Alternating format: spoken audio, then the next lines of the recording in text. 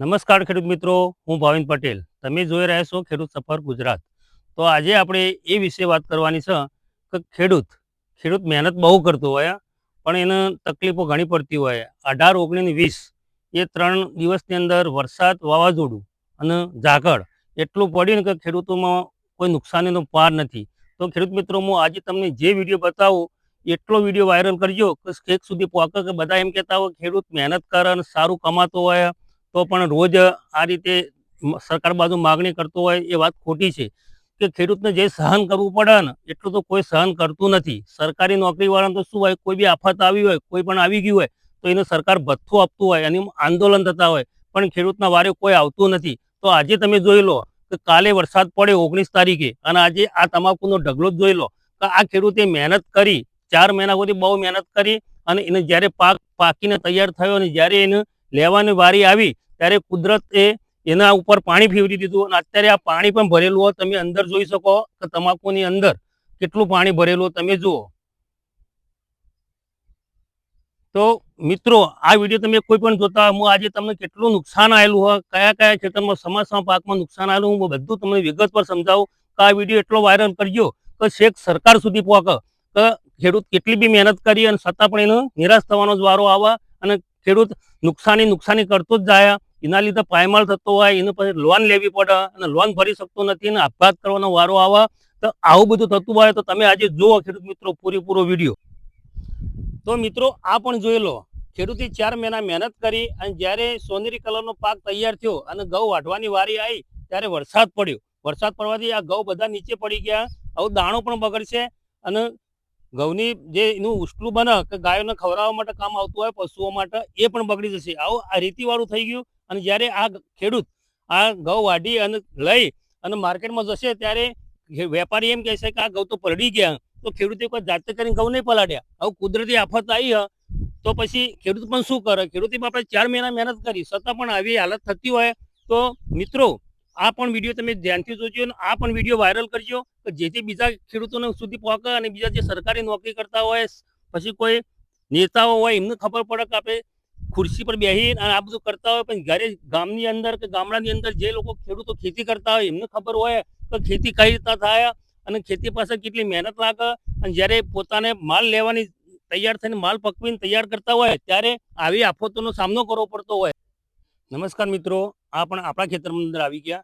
જો આપણે કાલે ઘઉં લીધા હતા અને વિડીયો બનાવતા જતા, આપણે ઘઉં તો થયા 13 બોરી ઉપર ઘઉં થઈ ગયા, પણ જો આપણે નુકસાન કેટલી આવી. જો આ વરસાદ ના પડ્યો અને આપણે ઉતાવળથી ઘઉં ના લીધા હોય તો આટલો બગાડ ના થોત, આપણે 1-2 બોરીનો વધારો થોત. પણ ખેડૂતે મહેનત કરી, મેં જ મહેનત કરી, છતાં પણ વરસાદ આવ્યો. તો આ જોઈ લો તમે, કાલે અમે 9 વાગ્યા સુધી રાત્રે વરસાદ આવતો તો છતાં પણ અમે ઘઉં લીધા, અને આ બગાડ તમે જોઈ લો. જુઓ, આ દાણા બી પલળી ગયા સર. આ પાણી કેટલું ભર્યું, અને 1-2 બોરી થાય ને એટલા તો હજી ઘઉં નીચે પડ્યા ખેતરની અંદર. આ ચાલુ વરસાદ વધારે આવી ગયો, થ્રેસર ચાલતું નહોતું એટલે બંધ કરી કાઢ્યું. અને આ બધું જુઓ. પછી આ દૂર જોઈ લો મિત્રો, આપણા આનો ભાવ પણ સારો મળતો હોય, ખેડૂત આમાંથી પણ કમાતો હોય, પણ આ કુદરતી આફત આવી અને આવું બધું થયું. મિત્રો, આ પણ જોઈ લો, આ વરિયાળી ખેડૂતે તમાકુ વાવી, ઘઉં વાયા, વરિયાળી વાવી, ડુંગળી વાવી, બધા પાકો વાયા, બધા પાકોમાં નુકસાન. આ 19 તારીખે વરસાદ આવ્યો અને વાવાઝોડું આવ્યું તો આ વરિયાળીની દશા તમે જુઓ. તો ખેડૂતે 4 થી 5 મહિના મહેનત કરીને વરિયાળી ઉછેરીને તૈયાર કરી, જ્યારે એને કાપણીનો સમય આવ્યો જ્યારે એને દાણા ભરી અને બજારમાં લઈ જવાનો વારો આવ્યો એટલે આ હાલત થઈ. હજી આ ખેડૂતે વરિયાળી તૈયાર કરીને મૂકી જ હતી, આવું ઉતારવા માટે દાણો તૈયાર થયો અને આ વરસાદ આવ્યો, આ નુકસાન આવ્યું. તો ખેડૂતને તો કેટલું નુકસાન સહન કરવાનું. આપણે કહીએ કે ખેડૂત ગામડામાં ખેતી કરીને સારું કમાતું હોય, તો તમે આ હાલત જોઈ લો. ખેડૂત અમારે શું કમાશે? હવે ખેડૂતને એનો ખર્ચો પણ નહીં નીકળ્યો. તો મિત્રો, આ તમે જુઓ ખેડૂતની દશા શું હોય. અને તમે આ ખેતી કરતા હોય, ખેડૂત બાપડો એમ કહેતા હોય કે કંઈ કમાતા નહીં, કઈ રીતના કમાય, એના પર દેવાનો બોજ વધતો જ જાય. આવી હાલતના લીધે થાય. હવે સરકાર શું કરતું હોય કે તમને વળતર આપીશું. હવે વળતર સર્વે કરવા આવે, હવે 50,000ની વરિયાળી થવાની હોય અને 5,000 આપણે વળતર આલે, અને ખેડૂતને કે અમે વળતર આપી. વાત ખોટી છે. સરકાર કંઈ આપતી નહીં. સરકારને ખરેખર ખેડૂતોને પેન્શન આપવું જોઈએ કે તમારો બી પગાર હોય, તમે ખેતી કરો અને અનાજ મોકલો, અનાજને ટેકાના ભાવથી ખરીદો. પણ આપણે ટેકાના ભાવમાં પણ ખરીદો હાલવા જઈએ ત્યારે પણ ઘણા કાગળિયા કરતા હોય, આમ કરવું તેમ કરવું, કઠલા કરવાના હોય. તો મિત્રો, આ ખેડૂતની દશા જુઓ, ખેડૂત બાપડો કરે તો શું કરે. આ એરંડાનું ખેતર પણ જુઓ. આપણને આ ખેડૂતનો આપણે વિડીયો બનાવ્યો હતો અને ખેડૂત આપણને એમ કહેતો હતો કે મારા વીઘા દીઠ 60 થી 65 મણ એરંડા થશે. એની આશા બહુ સરસ હતી અને એના આશા પણ હતી કે એરંડા થશે. જ્યારે આપણે વિડીયો બનાવ્યો હતો ત્યારે આ ફુવારા દેખાતા નતા અને અત્યારે હાલત જો એની એરંડાની કે એરંડા બધા ભાગી ગયા. તો જે ખેડૂતની આશા હતી એના પર પણ પાણી ફરી વળ્યું. તો ખેડૂત બાપડો કરે તો શું કરે. એને પાક તો તૈયાર કર્યો, એને સારું ખાતર આપ્યું, પાણી આપ્યું, ઘણો ખર્ચો કર્યો, પણ આ ખેડૂતની આ પણ દશા જુઓ. તો હું તમને શું કહું કે જે આ વાવાઝોડું આવ્યું, કુદરતી આફત આવી, એના લીધે દરેક ખેડૂતનું નુકસાન તો આવ્યું. તો આપણે સરકારને રિક્વેસ્ટ કરીએ કે ભાઈ ખેડૂતોને સારી એવી સહાય કરો અને સારા એવા કોઈ પૈસા આપો તો ખેડૂત આનંદથી ખેતી કરે. ન કે ખેડૂત ખેતી કરવાનું બંધ કરશે તો અનાજના ભાવ અને તેલના ભાવ ક્યાં જશે. આ એરંડા અને રાયડો ને બધું એમાંથી તેલ બનતું હોય અને આપણે જ કામ આવતું હોય. તો ખેડૂતો જો વાવવાનું બંધ કરશે, ખેડૂતો કેટલી વાર નુકસાન કરે. દર વખતે નુકસાન કરે તો ખેડૂત કંટાળી અને બીજા ધંધામાં જતો રહે અને ખેતી કરવાનું બંધ કરશે તો આપણે ઘઉં પછી બધા અનાજ છે કે રાયડો છે, એરંડા છે, એ કઈ રીતના પાકશે અને આપણા સુધી કઈ રીતે પહોંચશે. તો ખેડૂત મિત્રો આ પણ જુઓ અને બીજા મિત્રો પણ જુઓ અને આ વિડીયો તમે બહુ શેર કરો તો જેથી સરકાર પણ જાગે અને આપણા ખેડૂતોને કોઈ સારી એવી સહાયતા આપો. તો મિત્રો આ ખેડૂતે તમાકુ વાવેલી એ પણ જુઓ તમે. અને આ ખેતર આખું પડ્યું, પેલું ખેતર આખું ખંચેરવાનું જ બાકી છે. પાછળ ખેતર રહ્યું અને આ ખંચેરેલો ઢગલો આ એની હાલત જુઓ કેટલી પલળી ગઈ છે. તો તમાકુ પણ નુકસાન જ છે. એક બાજુ જીએસટી, એક બાજુ સરકારે જીએસટી નાખી દીધી અને એક બીજું બાજુ આ વરસાદ. તો મિત્રો આપણે ખેડૂતને બહુ તકલીફો પડતી હોય. આ તમાકુની હાલત જુઓ કેટલું પલળી ગયું.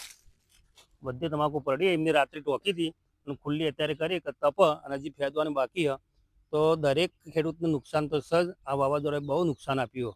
તો મિત્રો આ પણ જોઈ લો, હજી ખંચેરવાની બાકી છે. એ હાલ ખંચેરવાનું ચાલુ જ છે અને અત્યારે આ ઢગલો કરી મૂક્યો. બપોર પછી ખેડૂત ખંચેરશે તમાકુ. તો મિત્રો હવે આવ્યા આપણે ડુંગળીના ખેતરમાં.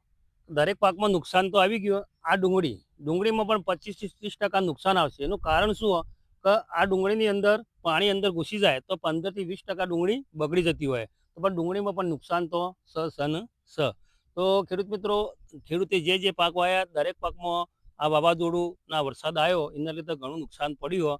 તો ખેડૂતને ભગવાન એટલું શક્તિ આપે કે જે નુકસાન હોય એ સહન કરી શકે અને આવતી સાલ નવાસરથી નવી વાવેતર કરી અને સારી એવી આવક મેળવી શકે. અને ખેડૂત મિત્રો એક બીજી વસ્તુ તમને એમ કહું, આપણા ખેતરમાં ડુંગળી હારીએ, આપણા ડુંગળીમાં પણ 20 થી 25% નુકસાન તો આવ્યું જ છે. આપણા આ વાલોનું ખેતર જોઈ લઈએ તો મિત્રો 18-19-20 વરસાદ આવ્યો, બધા પાકોમાં નુકસાન આવ્યું. પણ કહેવત છે ને કે ભગવાન બધી બાજુથી નુકસાન આપતો નથી. તો આપણા વાલોનો પાક હજુ પણ કમ્પ્લીટ જ છે અને હજુ પણ વેણીએ જ છીએ અને બજારમાં ભરાઈએ છીએ. તો બધા પાકોમાં તો નુકસાન આવ્યું હોય, પણ આપણો પ્રિય વાલોડ કે મને બહુ વસ્તુ સારામાં સારી ગમતી હોય અને સારી આવક આપતી હોય તો આ ગોઠિયા પાપડી એટલે કે વાલોડમાં હજી પણ કંઈ થયું નથી અને વાલોડ કમ્પ્લીટ જ છે અને હજુ પણ ઉતાર આપે એવી લાગે છે. તો ખેડૂત મિત્રો, ખેડૂતોએ જે પણ બધી ખેતી કરી એમાં કુદરતી સંજોગોના લીધે આપણને નુકસાની આવી છે. તો આ વિડીયો મેં તમને બતાવ્યો તો તમે પણ જોજો અને સારી રીતે આ વિડીયો શેર કરજો કે બધા ખેડૂતો સુધી પહોંચે અને બધા મિત્રો સુધી પહોંચે કે ખેડૂતને કેટલી વેઠવું પડતું હોય કે આવું કુદરતી આફતો આવતી હોય એ બધો સામનો ખેડૂત કરતો હોય. જય જવાન, જય કિસાન.